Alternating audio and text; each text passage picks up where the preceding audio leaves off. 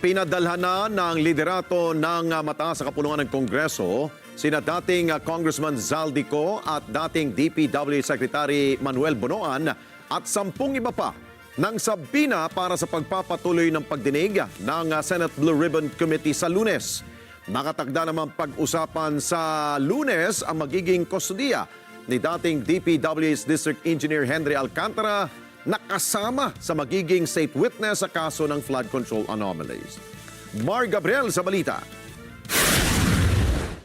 Kinumpirma ni Senate President Vicente Soto III na pinadalhan na nila ng sabina sina dating Congressman Zaldico at dating DPWH Secretary Manuel Bonoan at 10 iba pa para humarap sa pagpapatuloy ng pagdinig ng Blue Ribbon Committee sa Lunes kaugnay sa anomalya sa flood control projects.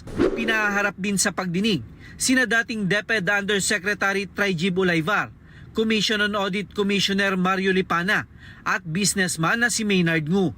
Pinadalhan din ng sabina ng Senado sina Orly Gutesa at mga dating tauhan ni Zaldico na sina John Paul Estrada at Mark Teksay. Pinaniniwala ang nagtatago sa Portugal si Zaldico habang hindi pa rin bumabalik mula sa Estados Unidos si Bonoan. Kung hindi pa rin sila sisipot, una nang sinabi ni Senate President Pro Tempore at Chairman ng Blue Ribbon Committee na si Senator Panfilo Lacson na i-issuehan na sila ng warrant of arrest ng Senado. May legislative warrant siya na pwede siyang hulihin. So we will make arrangements with the U.S. Embassy, the Ambassador Begum Valdez, na kung pwede makipagtulungan, makipag-coordinate sa U.S. authorities para maibalik siya rito.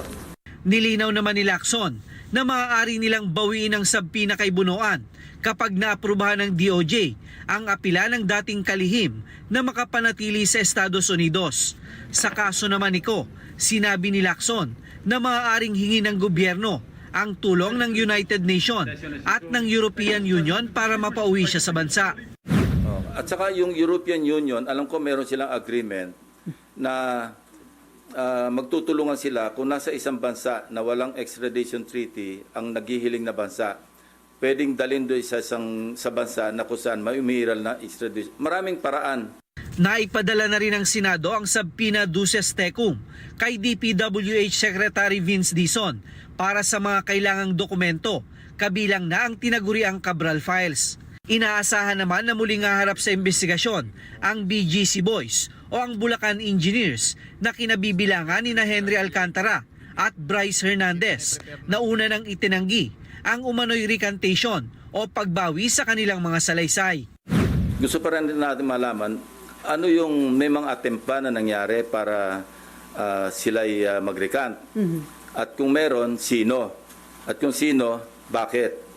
Kaya ganun pa rin. Gusto pa rin natin maliwanagan yung istorya behind the reports na nag-recant na o nagpaplano mag-recant. Sina Alcantara, si Bryce Hernandez. Kaya ipapatawag uli natin sila, yung BGC Boys, para marinig mismo sa kanila, para ma-record ng Blue Ribbon Committee ano yung naging dahilan kung bakit lumabas yung ganito mga report. Samantala, sinabi ni Senator Soto na nakatakda ring pag-usapan sa Lunes ang magiging kustodiya ni Henry Alcantara matapos kumpirmahin ng Department of Justice na kasama siya sa mga magiging state witness sa kaso. Pasok din bilang state witness sina dating DPWH Undersecretary Roberto Bernardo, dating DPWH NCR Director Gerard Opulencia at kontraktor na si Sally Santos. Mar Gabriel para sa Mata ng Agila. Matatag, matapang, matapat.